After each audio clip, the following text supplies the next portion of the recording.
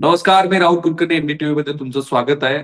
थेट जर्मनीमधून हे चार युवक आपल्याशी जोडले गेलेले आहेत. एक आहे जान्हवी पाटील, दुसरा आहे अभिषेक कुमावत आणि अभिषेकच्या शेजारी पियुष बारी बसलेला आहे आणि चौथा आहे लोकेश शिंदे.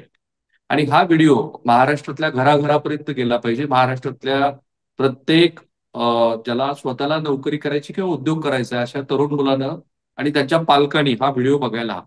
हा व्हिडिओ काय आहे, तर महाराष्ट्रातील रोजगारक्षम युवकांसाठी महाराष्ट्र सरकारने एक आवाहन केलं होतं. बाय द वे, एक महाराष्ट्र सरकारची जाहिरात नाही, ते त्याच्यासाठी सक्षम आहे. तर काय झालंय की महाराष्ट्र शासनानं जर्मनीतल्या बाडेन गुटेनबर्ग या राज्याबरोबर एक सामंजस्याचा करार केलाय आणि एक पथदर्शी प्रकल्प हातात घेतलेला आहे, ज्यामुळं आपल्या राज्यातले जे कुशल तरुण आहेत, जे आता तुमच्या स्क्रीनवरती दिसत आहेत, त्यांना जर्मनीमध्ये रोजगाराची संधी मिळणार आहे. कारण जर्मनी सारख्या देशामध्ये सध्या कुशल मनुष्यबळ मिळत नाही आणि म्हणून जर्मनीतली गरज आणि आपल्याकडे उपलब्ध असलेलं कुशल मनुष्यबळ याला कुठेतरी जोडण्याचा हा प्रयत्न आहे. आता यातनं काय काय होणार आहे ह्या तरुण मुलांना, तर एक आंतरराष्ट्रीय अनुभव त्यांना मिळणार आहे. तो आंतरराष्ट्रीय अनुभव हा तरुणांना जर्मन भाषाही शिकता येईल. जगातील एक अग्रगण्य औद्योगिक राष्ट्र जर्मनीमध्ये काम करण्याची यांना संधी आहे. हा एक संपूर्ण प्रशिक्षणाचा कार्यक्रम आहे, ज्याच्यामध्ये या तरुण मुलाला तांत्रिक कौशल्य आणि जर्मन भाषा याचं व्यापक प्रशिक्षण दिलं जाणार आहे. त्यासाठी एक इन्स्टिट्यूट जर्मनी मधली त्यांनी निश्चित केलेली आहे आणि विविध क्षेत्रामध्ये इथे रोजगाराची संधी आहे, ज्याच्यामध्ये आरोग्य सेवा, आधारतिथ्य, हॉस्पिटॅलिटी, हस्तकला तुम्हाला माहिती आहे, आणि विविध सेवा क्षेत्रामध्ये ही संधी आहे. आणि यातनं काय होणार आहे, तर आर्थिक आणि सामाजिक उन्नती हे आपल्या तरुण सहकार्यांची मिळणार आहे. सो आधी जान्हवी, मी हे जे सगळं सांगितलं हे जरा मला जर्मनीमध्ये सांग बरं. जर्मनीमध्ये. सर किंवा आता आमचं आता महाराष्ट्रातल्या तरुणांना, ऐक, महाराष्ट्रातल्या तरुणांना तू जर्मनीमध्ये आवाहन कर की तू तिथे काय नेमकं तुला त्यांना वेलकम करायचं की या रे मित्रांनो, इकडे रोजगारांची संधी आहे. सर मी त्यांना हे सांगू इच्छिते आता की सगळ्यात पहिल्यांदा त्यांनी इथे येऊन जर्मन भाषा किंवा तिथून येताना थोडी आपण जर्मन भाषा शिकून इथे यायला पाहिजे. इथे खूप छान आपल्याला इन्व्हायरमेंट आहे, नेचर आहे सगळं, आणि इकडचे लोक पण खूप छान आहेत. आणि इथे आपल्या जर्मनी शिकलीस सरकारने की नाही आधी मला हे सांग ना. तू काही जर्मनी शिकलीस की नाही? थोडं तरी ट्रेनिंग झालं की नाही तुझं? हो सर, म्हणजे जर्मनीमध्ये लेवल्स असतात. हा. तर 3 लेवल्स असतात. मग तीन हम्म. लेवल मधलं जे फर्स्ट आहे ना, त्यातलं A1चा जो पार्ट आहे तो हम्म. आमचा पार्ट झालेला आहे हम्म. सावंतवाडीमध्ये. ओके. आणि त्यातनं काय शिकलात तुम्ही जर्मनीत? काय नेमकं बोलायचं? तर A1 मध्ये असं असतं की आपल्या नंबर्स असतात, ABCD असतात. हा जो बेसिक पार्ट असतो, म्हणजे आपल्या मराठीमध्ये म्हटलं आपण आई, आराखडे. बाराखडी, हा तो पार्ट आपण A1 मध्ये शिकला जातो. म्हणजे स्वतःबद्दल इंट्रोडक्शन द्यायचं आणि असेल मग ठीक तर आहे ना. तो. मला जान्हवी, तू तुझं स्वतःची ओळख मला जर्मन भाषेतनं करून सांग बरं. हो सर, नक्कीच. हम्म. Ich bin Janavi Patil. Ich bin 27 Jahre alt. Ich bin Engineering. Ich bin äh, Civil Engineering by Profession. Okay. Abhishek आणि पियुष बारी, तुम्ही दोघंही जर्मनीतनं महाराष्ट्राला तुमची ओळख करून द्या बरं. Ich bin Abhishek Kumawat. Ich wohne in Jamner. Ich bin 28 Jahre alt. आणि Piyush. Ich gilt drei member in my family, Mutter, okay. Vater and me. Piyush. Ich bin Piyush Bari. Ich wohne in Jamner, das ist in Jalgaon. हम्म. Ich bin 26 Jahre alt. Meine Masters in Chemie. Danke. अरे लोकेश, हे फार interesting आहे रे. मला मला तर काय ओ का ठो कळलं नाही, पण तुम्हाला हे शिकायला किती वेळ लागला लोकेश? दोन. सर, याच्या जसं जान्हवीने सांगितलं, A1 मध्ये आम्हाला इथपर्यंत शिकवलं जातं की स्टेशनला काय म्हणतात, थोडं मागे सरक मित्र, थोडस किंचित तुझं मागे हेड स्पेस दे. हा. की हा. स्टेशनला काय म्हणतात, त्याच्यामध्ये ABCD प्लस कोणत्या गोष्टीला काय म्हणतात हे A1 मध्ये येतं. आणि याच्या पुढची जी स्टेप आहे A1 च्या नंतरची, ती आम्हाला जॉब करता करता जर्मनीमध्ये त्याच्यासाठी 2 तास त्यांनी वेळ काढून दिलेला आहे. तर त्याच्यामध्ये पुढची लेवल ही आमची जर्मनीमध्ये होती, Fine. भाषा अच्छा, मग शिकण्याची. जान्हवी, मला सांग की ही सगळी प्रक्रिया महाराष्ट्रामध्ये सुरू कशी झाली? तुम्ही कुठे प्रशिक्षण घेतलं? आणि आता हे जे 3 सहकारी तुझे बरोबरचे आहेत, त्या सगळ्यांचं एज्युकेशनल बॅकग्राऊंड काय जे तुला माहिती आहे? कारण तू कोऑर्डिनेटरची पण भूमिका बजावतेस.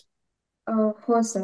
हम्म, हा जो प्रोजेक्ट आहे आपल्याकडे, तो हम्म, हा सिंधुदुर्गमध्ये आपले जे माननीय केसरकर साहेब आहेत, हे हम्म. जे शिक्षण मंत्री होते या मागच्या ह्याच्यामध्ये, तर त्यांनी हा प्रोजेक्ट आणलेला आहे.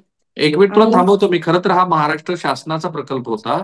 तो आधी येस पुण्यात येस सुरू सर. करायचा होता, परंतु पुण्यात वेळ लागतो आहे म्हणून तत्कालीन शिक्षण मंत्री दीपक केसरकरांनी सिंधुदुर्ग सावंतवाडीमध्ये सुरू केला. हे इंटरव्हेन्शन आहे. पुढे बोला आता प्लीज.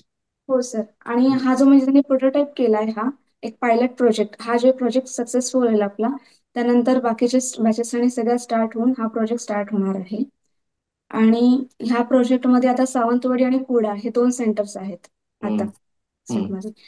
आणि त्याच्यामध्ये नर्सिंग आहे, ड्रायव्हिंग वाले आहेत, electrical engineer, drivers, construction, logistic, mechanical engineer, असे हे बऱ्याच ट्रेडमधली जी मुलं आहेत, ही तिथे सगळीकडे येऊन म्हणजे कुडाला सावंतवाडीमध्ये त्यांचे जे सेंटर्स आहेत तिथे येऊन प्रशिक्षण घेतात जर्मन भाषेचं. आणि तिथे आम्ही भाषा तो शिकतो. तिथे त्यांनी आमची राहण्याची सोय, म्हणजे जे लांबून आलेले आहेत, जसं की मी आता देवगडवरून आलेले होते, तर हम्म, त्यांनी तिथे माझ्या राहण्याची आणि जेवणाची सोय ही झालेली होती महाराष्ट्र शासनाकडून आपल्या. आणि नंतर तिथे आम्ही 2 महिने 2-3 महिने आम्ही ट्रेनिंग घेत होतो हम्म, A1चं. हम्म, आणि ह्या ट्रेनिंग झाल्याच्या नंतर म्हणजे आमचं इथे आल्यानंतर सुद्धा हे ट्रेनिंग चालूच असणार आहे. म्हणजे मुलांना ज्यावेळी जॉब मिळेल इथे जर्मनीमध्ये, हम्म, त्याच्यानंतर सुद्धा इथे पण जे पुढचं ट्रेनिंग आहे जर्मन लँग्वेजमध्ये C2 पर्यंत भाग आहेत. A1, A2, B1, B2 आणि हम्म, C1, C2. त्याप्रमाणे आता B2 पर्यंत आम्हाला सांगितलेल्या लँग्वेजेस आहे.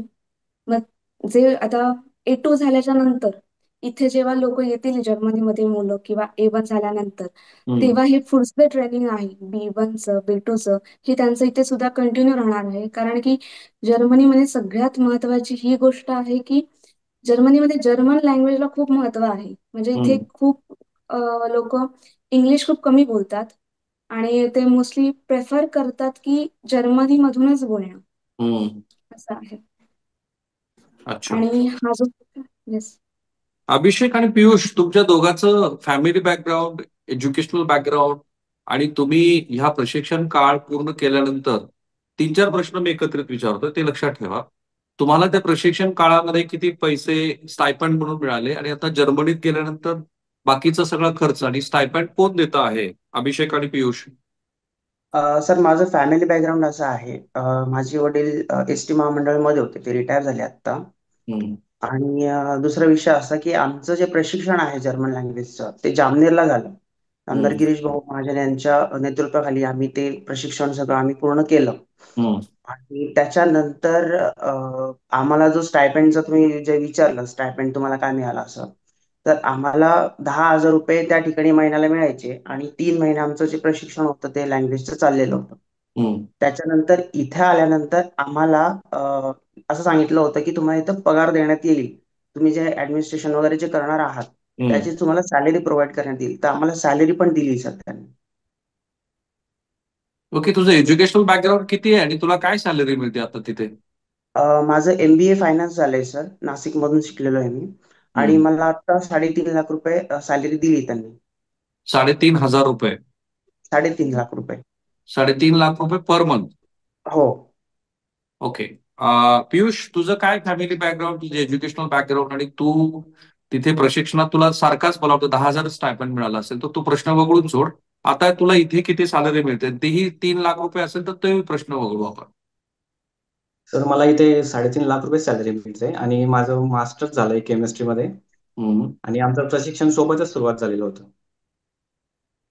आणि स्टायपेंड वगैरे पण आम्हाला सेम 10,000च मिळालेली. होय.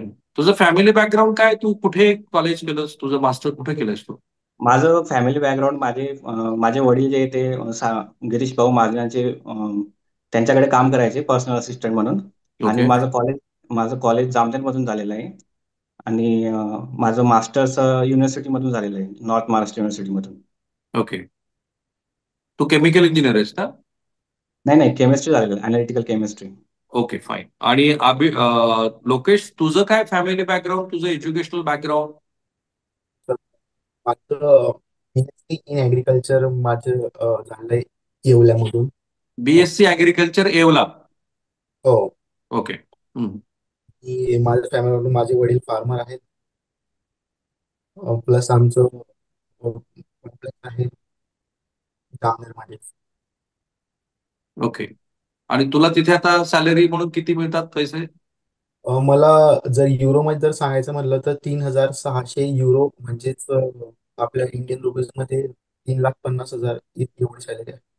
ओके. आता जान्हवी, मला तू सांग, तुझं पण फॅमिली बॅकग्राऊंड, एज्युकेशनल बॅकग्राऊंड काय, आणि मग मी तुला थोडे वेगळे प्रश्न विचारतो. मी सिव्हिल इंजिनिअरिंग आहे. कम्प्लीट हम्म. झालंय माझं सिव्हिल इंजिनिअरिंग. आणि माझे पप्पा हॉटेल आहे आमचं देवगडमध्ये. हम्म. फाईन. आणि तुला पण तिथे आता सिव्हिल इंजिनियर म्हणून सारखाच स्टायपंड मिळतो जसं त्यांना मिळतो ते हो सर. 3.5 लाखच. Yes sir. फाईन. आता मला सांग, पहिल्या बॅच मध्ये तुम्ही फक्त 14 मुलं तिथे गेलेले आहात. पहिल्या बॅच मध्ये एकूण किती मुलं होती की जी प्रशिक्षण घेऊन जर्मनीत येणार होती? त्यापैकी नेमकी किती पोहोचली आहेत? कोणत्या कोणत्या शहरामध्ये आहेत? किती जण पोहोचणं बाकी आहे? Okay sir. सर आता ह्या प्रोजेक्टमध्ये फर्स्ट जी बॅच असणार आहे ती 117 मुलं येणार आहे तिथे. हम्म. ओके. आणि त्यातले 27 लोकांची आम्ही आता 14 जण इथे आलेलो आहोत. हम्म. 27 लोक आहेत आपले स्टुडंट्स आहेत. त्यांचे विजा प्रोसेसिंग कम्प्लीट झालेलं आहे. हम्म. त्यांचं म्हणजे व्हेरिफिकेशनचा जो पार्ट आहे त्यांचा विजाचा तो कम्प्लीट झालेला आहे. आता हम्म. त्याच्यानंतर अदरच्या लोकांचे अपॉइंटमेंट्स, त्यांचा डॉक्युमेंटेशनचा पार्ट आता सध्या चालू आहे. ओके. आणि तुम्ही आणि चौघही एकाच शहरात आहात का सध्या? हो सर, येस सर. स्टुटगार्डमध्ये आहोत आम्ही आता. कुठल्या शहरामध्ये आहात तुम्ही आता? स्टुटगार्डमध्ये आहोत जर्मनी. स्टुटगार्टमध्ये आहात. ओके. आणि आता तुमचं हे प्रशिक्षण पूर्ण झाल्यानंतर ज्या जर्मन कंपनी बरोबर तुमचं अग्रीमेंट आहे, काय ते गॉथे इन्स्टिट्यूट आहे का? त्याचं काय नेमकं येस सर. प्रोनाऊन्सिएशन? हा, गोयथे गोयथे ओके ना. इन्स्टिट्यूट. ओके. तर येस. ज्या जर्मन संस्थेबरोबर तुमचं अग्रीमेंट आहे सरकारचं, ते जर्मन भाषा शिकण्यासाठीच आहे, बरोबर? गोथे इन्स्टिट्यूट बरोबर. हो आणि जर्मनीमध्ये तुम्हाला व्यवसायाच्या ज्या संधी आहेत त्या कोण देणार आहे? सर, त्या दोन्ही पण गोष्टी अटॅच आहेत त्याच्यामध्ये. म्हणजे जर्मन लँग्वेज पण शिकवणार आहेत आणि त्याच्यानंतर ते जे रोजगार उपलब्ध करून देणार आहेत ना, त्या सुद्धा गोष्टी गव्हर्नमेंट कडूनच होणार आहेत. फाईन. आणि मग अभिषेक आणि पियुष, तुम्ही तिथे आल्यापासनं आपल्याला ज्या काही तुम्हाला स्वतःच्या कल्पना असतील ना की मला हा व्यवसाय करायचा किंवा ही नोकरी करायची आहे, तर त्या दृष्टीनं गौथे इन्स्टिट्यूट किंवा जर्मन सरकारकडनं काही अप्रोच झालाय तुमच्याशी की अजून तुमचं प्रशिक्षणच असणार आहे? तर अजून आमचं प्रशिक्षणच असणार आहे. आणि जॉईन केल्यानंतर इथे जर्मनी महाराष्ट्र शासनाचे जे कोऑर्डिनेटर आहेत, ओंकार कलवडे सर म्हणून आहेत, हम्म. तर त्यांच्या थ्रूच आम्ही सगळी जॉईनिंगची प्रोसिजर करणार आहोत. आणि हम्म. त्याच्यानंतर असं आहे की जॉईनिंग केल्यानंतर आपल्याला जसं 8 तासाची ड्युटी असेल तर हम्म. त्याच्यातून आम्हाला 2 तास लँग्वेज शिकण्यासाठी मिळणार आहेत. हम्म. हा. आणि बस असा असा विषय आहे. राईट. आणि पियुष, तुला काय एक्सपेक्टेड जॉब आहे तुझं? तर माझं तर केमिस्ट्री झालेलं आहे. मी ऑलरेडी फार्मामध्ये जॉब केलेला आहे 1 वर्ष. तर मी फार्मामध्येच लागेल असं आहे.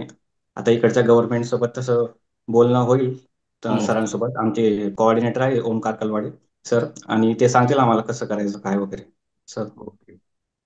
अच्छा लोकेश, तू जेव्हा तिथे जर्मनीमध्ये पोहोचला, मला माहित नाही आता किती दिवस झालेले आहेत, तेव्हा तू तिथली थोडीशी बाहेर पडलाच असशील ना, की सोसायटी बघितली असशील, तिथले डिपार्टमेंटल स्टोअर्स बघितले असतील, तिथलं वातावरण कसं आहे जे आता महाराष्ट्रातले तरुण मुलं तुझा हा व्हिडिओ बघतायत? याच्यामध्ये सर सर्वात मोठा अनुभव माझा होता की इथलं ट्रान्सपोर्टेशन हम्म. समजायचं. कारण हम्म. की भाषा ही ना वेगळे, कोणत्या स्टेशनहून कुठे जायचं, कुठून कोणती ट्राम पकडायची, हा खूप मोठा विषय होता.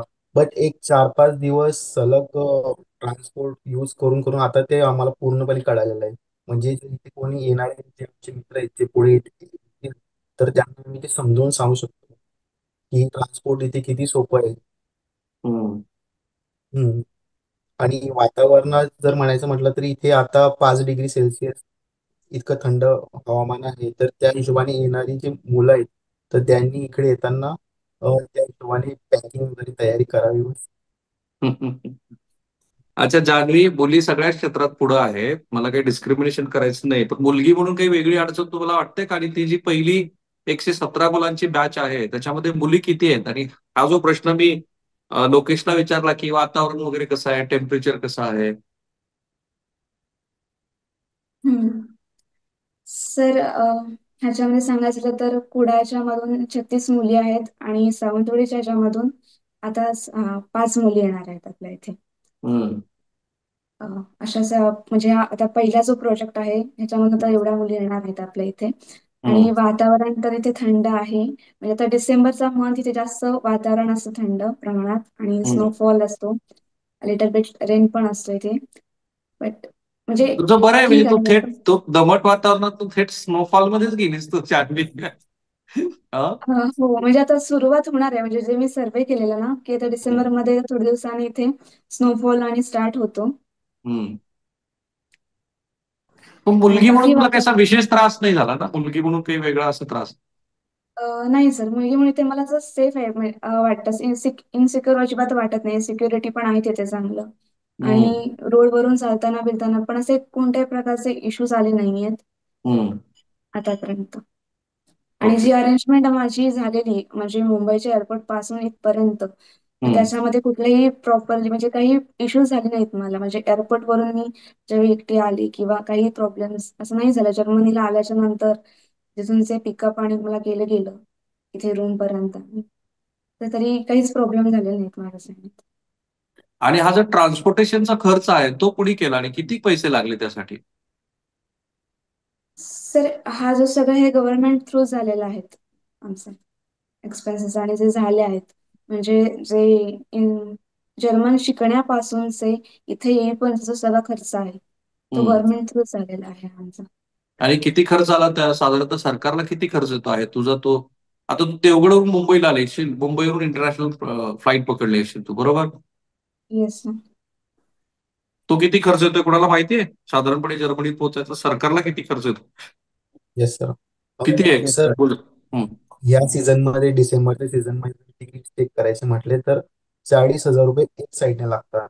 तर येऊन जाऊन डिपेंड्स, म्हणजे 1 लाख पर्यंत येऊन जाऊन हे, कारण की इथे येताना दोघं बाजूची तिकीट बुक करायला अच्छा. लागतात. तसं त्याच्यामध्ये जर्मनीचं ते आहेच.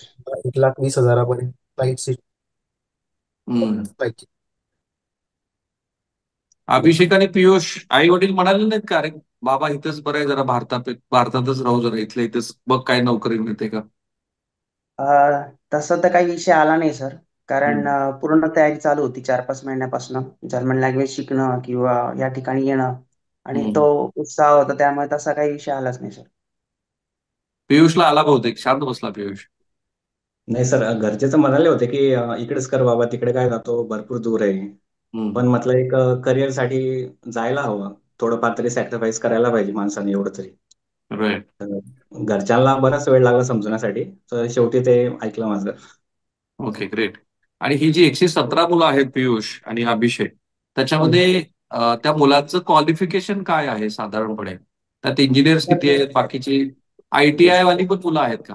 हो, आत्ता जे काही विद्यार्थी येणार आहेत सर, 117 विद्यार्थी, तर हम्म. त्याच्यामधून काही फिटर्स आहेत, ITI झाले, टेक्निकल झालेले फिटर, मेकॅनिकल, इलेक्ट्रिशियन आहेत, वायरमन आहेत, आणि मग अदर फील्डचे पण आहेत, जसं इंजिनिअरिंग म्हटलं आपण किंवा केमिस्ट्री किंवा ॲग्रिकल्चर, असे सगळे याच्यातले क्षेत्रातले विद्यार्थी हे आहेत 117 जण. ओके. आणि नेक्स्ट वीकमध्ये, आता ह्या वीकमध्ये 3 जण येणं अपेक्षित आहेत. 2 डॉक्टर, एक MBBS डॉक्टर आहेत 2 जण, आणि एक नर्स आहे सावंतवाडीवरून. हो, डॉक्टर पण हा. येतात तिकडे जर्मनी? हो हो, डॉक्टर पण येणार आहेत. ॲज अ त्यांचं जे कॉर्डिनेशन आहे, जे नर्स किंवा जो नर्स स्टाफ आहे त्यांचं जे कॉर्डिनेशन आहे महाराष्ट्र शासनाच्या थ्रू, तर हम्म. हे सगळं कॉर्डिनेशन ते बघतील. अजूनपर्यंत इथं नर्स स्टाफची वगैरे जी ऑदरची जे विद्यार्थी आहेत त्यांची सगळी प्रोसेस चालू आहे. हम्म. आता त्यांचा विजा येण्यामध्ये आहे, आणि हे जे 22 विद्यार्थी होते, जळगावचे जे 17 विद्यार्थी आहेत, त्यांचा ह्या महिन्यामध्ये विजा आला पाहिजे. एक 4-5 दिवसात त्यांचा विजा येईल, आणि त्याच्यानंतर ते प्रोसीड करतील पुढे यायला. तर तुम्ही जेवण काय करता? नॉनव्हेज वगैरे खाता? चपाती तरी मिळण्याचा काही प्रश्न नाही तिथे? जेवण आम्ही स्वतःच बनवतो सर. अच्छा, पीठ घेऊन गेलात जाताना तुम्ही? हो, इथं पण मिळतं सर ऐसा सगळं. इथे मी अच्छा. इंडियन स्टोअर आहे. इथे सब इंडियन स्टोअर आहे सर. हा हा, बोल बोल. आणि हो इंडियन लोकेश. स्टोअर मध्ये आपल्याकडचं ग्रोसरी वगैरे सगळं मिळतं इथं. हम्म. त्याच्यामुळे जास्त करून इंडियन लोक आपल्या इंडियन स्टोअर मध्ये जाणं प्रेफर करतात. अ, आणि नॉनव्हेज वगैरे तर इकडं भेटतच कंपल्सरी. आणि मग जामनेरची तुलना करता तिथे किती महागाई आहे? तर महागाई म्हणतात तर इथे भरपूर महागाई आहे. पण हम्म. तसं यांचं युरोमध्ये कन्वर्जन केलं तर आता मी रुपीजमध्ये कन्वर्जन करून सांगतो की 1 किलो टमाटे इथे आपल्याकडे 30-40 रुपयाला भेटतात, तर इथे 200-250 रुपयाला भेटतात. एवढंच तर. कारण मी तुम्हाला हा प्रश्न का विचारला लोकेश, की तुम्ही जी एक्सपेक्टेड सॅलरी आहे तुमची, ती सॅलरी पूर्ण महिनाभर खर्च करून लोकेश, नंतर तुम्ही घरी किती पैसे पाठवणार ह्याचे कॅल्क्युलेशन तुमच्या डोक्यात असेलच का? हो सर, ऍक्च्युली ज्यावेळेस आम्हाला हे ऑफर झालं, हा जो पगार आमचा, त्यावेळेस आम्ही आमच्या बऱ्याच जे जर्मनीमध्ये जे रिलेटिव्ह ओळखीचे वगैरे जे राहतात त्यांना पण हाच प्रश्न विचारलेला. हम्म. तर ज्यावेळेस त्यांनी सॅलरी सांगितलं तर त्यांनी आम्हाला रिप्लाय दिला की ही खूप परफेक्ट सॅलरी आहे जर्मनीमध्ये सर्व्हाइव्ह करण्यासाठी, सर्व्हाइव्ह म्हणजे चांगली लाईफ जगण्यासाठी. जर एवढा सर्व खर्च करूनही तुम्ही घरी 1 लाख ते 80 हजारापर्यंत तुम्ही घरी पैसे पाठवू शकता. ग्रेट. आता मला 2-3 प्रश्न जान्हवी तुला विचारायचे आहेत. मला सांग, की महाराष्ट्रातल्या तरुणांना, आता तुम्ही चौघही तरुण महाराष्ट्रातले सगळे व्हिडिओ हे बघणारच आहेत तुमचे. महाराष्ट्रातल्या तरुणांना जर्मनीमध्ये काय संधी आहे? जर्मनीमध्ये तू वाचन केलं असणार किंवा तुमच्यापैकी ज्याने कोणी याचा डिटेल्स अभ्यास केलाय. जर्मनीमध्ये नेमकी कुशल मनुष्यबळाची किती गरज आहे जान्हवी? सर ह्याच्यामध्ये की नाही जर्मनीमध्ये खूप जास्त इथे गरज आहे, कारण की इथे जरी प्लंबर जरी पाहिजे असेल आपल्याला, तर 2-2 वर्ष त्यांनी जेव्हा इन्क्वायरी करतात ते प्लंबरसाठी, तर 2-2 वर्ष इथे प्लंबर मिळत नाही. अशी इकडची ऍक्च्युअल कंडिशन आहे. ओके. म्हणजे कुठलाही मग त्याच्यासाठी मग ड्रायव्हर अवेलेबल होत नाहीये हम्म. तिथे, म्हणून आपल्या इथून त्यांना इलेक्ट्रिकल प्लंबर मध्ये plumber, fitter, train driver, truck driver, नर्सिंगचा जो स्टाफ आहे, इलेक्ट्रिकल इंजिनियर, मेकॅनिकल इंजिनियर, हा जो सगळा जे आपले ट्रेड्स आहेत ना, त्यांना इथे सगळ्याच गोष्टींची इथे गरज आहे आता. आणि ह्या ग्रेट. म्हणजे इथे म्हणजे लोकांना सुद्धा की नाही इथे खूप अवेलेबल होत नाहीयेत लवकर लवकर लवकर, म्हणजे जे एज्युकेटेड लोक आहेत हम्म. इथे, जसं पॉप्युलेशन आपण थोडंफार कमी आहे असं पण म्हणू शकतो विथ कम्पेअर टू इंडिया. प्रति चौरस आपल्यापेक्षा किलोमीटरची डेन्सिटी सगळ्यांना कमी आहे पॉप्युलेशनची, ते बरोबर आहे. मिडल ईस्टमध्ये तरुण मुलींना विशेषतः नर्सिंग स्टाफला खूप जास्त संधी आहे. केरळ आणि इतर राज्यातल्या खूप मुली तिकडे आहेत. मुलींना स्पेसिफिकली जर्मनीमध्ये कुठे संधी वाटते तुला? तर नर्सिंगचा स्टाफ आहे आणि इलेक्ट्रिकल आणि मेकॅनिकलला पण आहे सर. कारण की आपल्या इंडिया म्हणजे जे आता आमच्यासोबत शिकत होती मुलं, तर ती मोस्टली इलेक्ट्रिकल इंजिनियर किंवा मेकॅनिकल इंजिनियर आणि नर्सिंग वाले प्रोफेशनची जास्त आहेत. मग त्या सगळ्या मुलांना इथे संधी आहे, म्हणजे मुलींना सुद्धा याच्यामध्ये. ओके. हॉस्पिटॅलिटीमध्ये पण मुली येऊ शकतात. हॉटेल येस सर, वगैरे, I yes relief sir, don't know ते काय स्टेटस आहे. Yes yes. हॉस्पिटलमध्ये पण येऊ शकतात सर मुली इथे. आता तू कोऑर्डिनेशन करतेस म्हणून मॅक्सिमम सॅलरी भारतीय लोक तिथे मोस्टली, तर मी जेवढे काही जर्मनीत लोकांशी बोलतो तर मोस्टली इंजिनियर्स आहेत, राईट? Yes sir. पण तिथे मॅक्सिमम सॅलरी ह्या तरुण मुलांना की जी तशी ITI वगैरे करून आलेली आहेत त्यांना मिनिमम तर स्टायपंड कळलं, पण मॅक्सिमम पर्यंत ते किती जाऊ शकतात? Are you aware about this anybody? Yes sir. सांग मला. सर मॅक्सिमम त्यांना आता जे स्टार्टिंग त्यांना बेस जो दिलेला आहे, जसं फिटर, आय टी आय होल्डरचे विद्यार्थी आहेत, तर त्यांना 2800 युरो असा त्यांना स्टायपेंड स्टार्टिंगला दिलेला आहे. जी सॅलरी असणार आहे त्यांची 2800 युरो असणार आहे. त्याच्यातून पण जे इथं राहण्याचं अकोमोडेशन वगैरे जे आहे, तर ते सगळं सगळं त्यांचा खर्च करून ते साधारणतः घरी 60,000 ते 70,000 रुपये ते पाठवू शकतील, असं त्यांची अरेंजमेंट आहे. आणि तुम्ही मागचे आता प्रश्न विचारला होता त्याच्या की इथं कसे कामगार लागतायत आपल्याला, कसे काय काय काम आहेत बा इथं, तर त्याचं एक असं की जर आपल्याला सोलार बसवायचं असलं आपल्या घरावरती, तर आपण कसं इंडियामध्ये जातो आणि पेमेंट करून लगेच दुसऱ्या तिसऱ्या दिवशीचं काम चालू होतं आपलं, बरोबर? तर इथे सोलार इन्स्टॉलेशन करण्यासाठी सोलारच्या प्लेट्स वगैरे ते येऊन जातात, पण इन्स्टॉलेशन करण्यासाठी 6-6 महिने वेट करावा लागतो. एवढी या ठिकाणी गरज आहे जॉबची. तुझं काय मत आहे पियुष? सर जॉबची तर सेम कंडिशन आहे सर.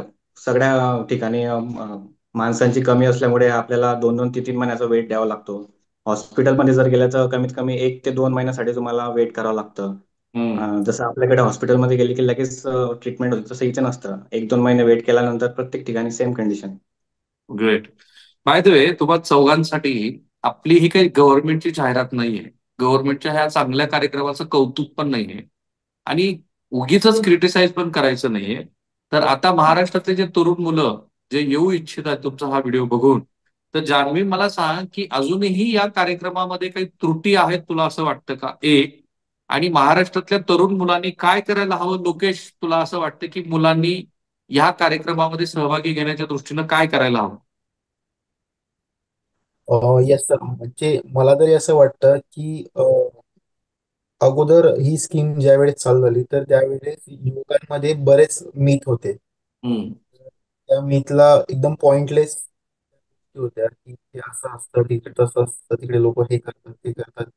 पण ज्यावेळेस आम्ही आमच्या परिसरातले लोक आहेत त्यांना विचारलं की इथलं अनुभव कसा आहे, आणि आम्ही आता इथे आम्हाला जवळपास 1 महिना इथे झालेला आहे, हम्म. तर आम्हाला कोणत्याही प्रकारचे इथे कोणतीच अडचण नाही आलेली.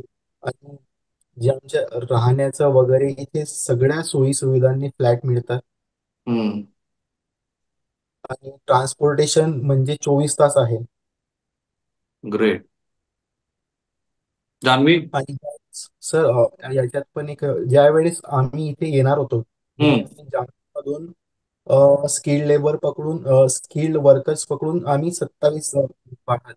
तर त्याच्यामध्ये ज्या वेळेस आम्हाला अप्रोच केलं होतं नामदार गिरीश महाजन साहेबांनी, तर त्यांनी आम्हाला आश्वासन दिलं होतं की तुम्हाला काही अडचण आली तरी मी इथे बसलेला आहे, मला केव्हाही फोन करा. ठीक. तर ठीक आहे आम्ही जान्हवी, तो याच्यामध्ये काही तुला अडचणी वाटतात? त्रुटी आहेत अजून काही शिल्लक ज्या दूर करायला हव्यात महाराष्ट्र सरकारने? सर, अजूनपर्यंत त्याची कुठली गोष्ट नाही म्हणजे आली नाही लक्षात आमच्या. बट मी मुलांना एकच सांगू इच्छिते की सगळ्यात पहिले इथे येण्याच्या अगोदर आपल्याला एक बेसिक जर्मन लँग्वेज थोडंफार येणं गरजेचं आहे. हम्म. आणि तो प्रशिक्षण तिथे घेऊनच आपण इथे येणार आहोत. ग्रेट. पहिले जे पेपर्स आहेत त्या तिथे हम्म. थोडा कम्प्लीट करणार आणि त्यानंतर आपण इथे येणार आहोत.